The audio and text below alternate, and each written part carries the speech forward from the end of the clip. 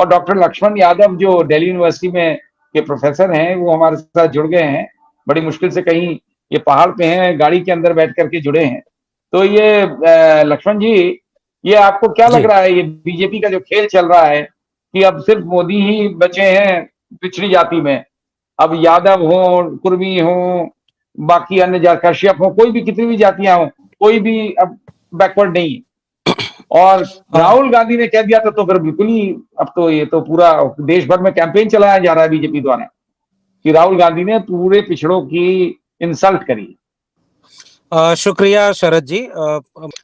विडंबना और विरोधाभास देखिए इस देश के सियासत का कि पिछड़ों की राजनीति हो या पिछड़ों के सामाजिक, आर्थिक, शैक्षणिक हिस्सेदारी का प्रश्न हो, उसकी सबसे बड़ी बुनियाद और सबसे बड़ा आधार है वो मंडल कमीशन है। और मंडल आंदोलन के पहले का भारत कुछ और था, मंडल के बाद का कुछ और था।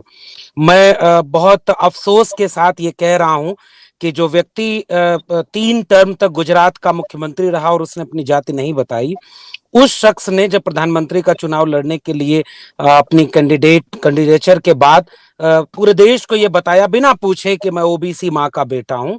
और लगभग 9 साल हो गए उस शख्स ने जो दावा ओबीसी का करते हैं, उन्होंने एक बार भी मंडल कमीशन का नाम नहीं लिया।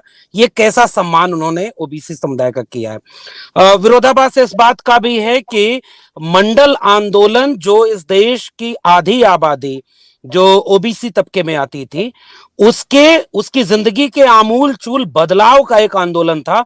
उसके विरोध में कमंडल लेकर के आने वाले लोग कौन थे, और उस कमंडल की सबसे बड़ी अगुवाई करने वाली जो रथ यात्रा थी, उसकी रथ यात्रा के शिल्पकारों में से एक व्यक्ति आज ये दावा कर रहे हैं कि उनके नाम के पीछे जो सरनेम लगा है मोदी, जो ओबीसी समुदाय में नहीं आता था, जो अपने मुख्यमंत्री रहते 2001-2 के आसपास उन्होंने खुद ही जुड़वाया घाची समुदाय मोदी, और वो ये दावा कर रहे हैं कि ओबीसी का अपमान हो गया। लाहौल विला कुव्वत। और ये मोदी सरनेम वाले जिन लोगों के नाम पर यह आरोप लगाया जा रहा है कि राहुल गांधी ने इनका, ये नीरव मोदी, ललित मोदी और इनको नरेंद्र मोदी से जोड़ करके सारे मोदी का अपमान कर दिया, ये वो वाला तर्क हो गया साहब। मतलब सारे चोर मनुष्य हैं, इंसान हैं, और सारे इंसान चोर हैं। इतनी रीजनिंग बीजेपी नहीं जानती। अब ये विरोधाभास इस बात का भी मैं कह रहा हूं शरद जी कि ये जितने भगोड़े हैं, इनमें से एक भी ओबीसी समुदाय में नहीं आता। क्या इस देश की बौद्धिक मेधा, क्या इस देश में विमर्शों का स्तर बीजेपी ने या तो इतना नीचे गिरा दिया, या वाकई हम लोग इतने कमजोर हो गए कि इतने हास्यास्पद तर्कों पर हमें डर है। और मैं पैनलिस्ट की बात सुन रहा था, हमें भी डर है कि ये नरेंद्र मोदी का और भारतीय जनता पार्टी का नरेशन ही चल जाएगा, और हो सकता है ओबीसी का बहुत बड़ा तबका इनको, बीजेपी को वोट भी दे दे, क्योंकि ये मंडल विरोधी, कमंडल लाने वाले लोग जाति जनगणना के विरोध करते हैं। ये ओबीसी का अपमान नहीं। मंडल की सिफारिशों में यह बात साफ तौर पर कही गई है कि 52% आरक्षण होगा। चूंकि अपर लिमिट 50 की है, इसलिए हम आरक्षण 27 दे रहे हैं। ईडब्ल्यूएस रिजर्वेशन के बाद अपर लिमिट क्रॉस हो चुकी है। ये ओबीसी समुदाय से आने वाले प्रधानमंत्री क्यों नहीं ओबीसी का आरक्षण 52% नहीं कर रहे? क्या ये ओबीसी का अपमान नहीं? प्रमोशन में रिजर्वेशन, प्राइवेट सेक्टर में रिजर्वेशन मंडल की सिफारिश है। ओबीसी आंदोलनों की मांग है, जिसे ओबीसी दावा करने वाले प्रधानमंत्री अगर पूरा नहीं कर रहे तो क्या ये ओबीसी का अपमान नहीं? जाति जनगणना जिसके लिए 2010 में भारतीय जनता पार्टी की टॉप लीडरशिप एग्री थी, और गोपीनाथ मुंडे, मरहूम गोपीनाथ मुंडे चले गए, उन्होंने धुआंधार भाषण दिया था, वो ओबीसी थे। अब उस समय तो तैयार हो गए, अटल बिहारी की सरकार थी। अब तो आप दावा कर रहे हैं कि आप ओबीसी हैं, तो ओबीसी को राहुल गांधी बड़ा अपमानित कर रहे हैं। लेकिन ये जो ओबीसी का प्रधानमंत्री बने बैठे हैं, ये क्यों नहीं सम्मान दे देते? इसलिए ये इतने सारे विरोधाभास हैं।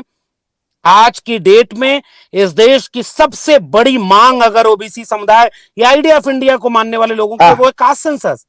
और कास्ट सेंसस में आप एकदम, आपके ऊपर इतना दबाव है, आप वो जाति जनगणना ना हो इसके लिए जनगणना नहीं करा रहे।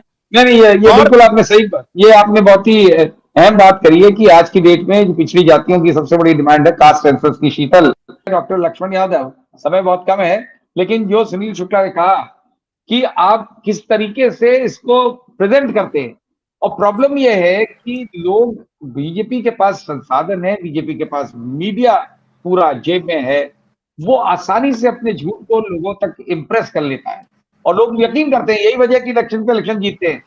अब आज की डेट में आप किसी से बोलिए तो लोग ये मानने को तैयार हो गए कि उत्तर प्रदेश में राम राज्य आ गया है। कहां से आ गया है? जहां पे जो नेशनल क्राइम रिकॉर्ड ब्यूरो की रिपोर्ट है वो कहती है कि 2021 की रिपोर्ट के हिसाब से हर 6 घंटे पर रेप होता है, लेकिन लोग मानते हैं कि बड़ा अच्छा लॉ एंड ऑर्डर हो गया है। तो इससे कैसे विपक्ष लड़ पाएगा? और ये झूठ, इसीलिए मैं कह रहा हूं कि राहुल गांधी वाला चाहे कितना भी झूठ हो, वो इम्प्रेस करने में बीजेपी कामयाब हो सकती है क्या? क्योंकि ये बहुत मैटर करेगा इस चुनाव में। बिल्कुल शरद जी, मूल चिंता का विषय यही है। बीजेपी से कई चीजें सीखनी चाहिए इस देश के तमाम विपक्षी दलों को और सियासत करने वाले लोगों को। उनमें सबसे महत्वपूर्ण बात यह है कि वो किसी भी परिस्थिति में हार नहीं मानते। मसलन अगर उन्हें नफरत का भी काम करना है तो उसके लिए, तोड़ने के काम के लिए भी बहुत मेहनत करते हैं। वो खराब काम करने के लिए भी बहुत मेहनत करते हैं। वो किसी झूठ को दुष्प्रचारित करने के लिए बहुत मेहनत करते हैं। और बाकी हम सब जानते हैं, इसको रिपीट करने की जरूरत नहीं। उनके पास सत्ता है, पैसा है, वो अपने कार्यालय को एक्सटेंड कर रहे हैं, उनके जिले जिले में लोग हैं, आरएसएस उनके पास है। हम जानते हैं कि तमाम सामाजिक न्याय के काम करने वाले लोग और विपक्षी दल, मैं कांग्रेस के अलावा बाकी लोगों की बात कर रहा हूं, उनके पास उतने पैसे नहीं है, तंत्र नहीं है, उनके संगठन नहीं है। इसमें अगर आपके पास कोई एक चीज सकारात्मक हो सकती है तो वो केवल और केवल आपकी मेहनत और ईमानदारी है। अगर ये सारे सामाजिक न्याय के मानने वाले लोग, और मैं इस बात से सहमत नहीं हूं कि ओबीसी का अपमान हुआ या ओबीसी की बात कही जाए तो इसे केवल वो पार्टियां उठाएं जो केवल ओबीसी के नाम पर, या उनका लीडरशिप ओबीसी है। मैं तो कह रहा हूं कि बीजेपी से अगर कांग्रेस नहीं सीख पाती है कि जातियों का सबसे बेहतर इस्तेमाल, जातियों के, कमजोर वंचित शोषित जातियों के विनाश के लिए कितना बेहतर इस्तेमाल आरएसएस और बीजेपी करती है, अगर ये बात कांग्रेस नहीं सीखती है तो ये इस देश का नुकसान है। उन्होंने बहुत गाजे बाजे के साथ एक आरएसएस के कैडर व्यक्ति को, जो कमंडल आंदोलन में शामिल रहा हो, उसे ओबीसी बनाकर पेश कर दिया और ओबीसी का वोट ले लिया। अगर आप इस बात को नहीं समझेंगे तो आपको भी तो कोई पॉलिटिकल टैक्टिक्स अपनानी पड़ेगी ना। एक तो ये बात है, तो मेहनत आपको करनी पड़ेगी अगर आप गांव गांव जा रहे हैं। दूसरी बात, झूठ का मुकाबला किस चीज से किया जा सकता है? दो ही तरीके हैं। आप या तो उनसे बड़े झूठे बन जाएं, उनसे बड़ा कोई झूठ बोल दें, उससे आप उन्हें हरा सकते हैं, या आप सच की पैरोकारी करें।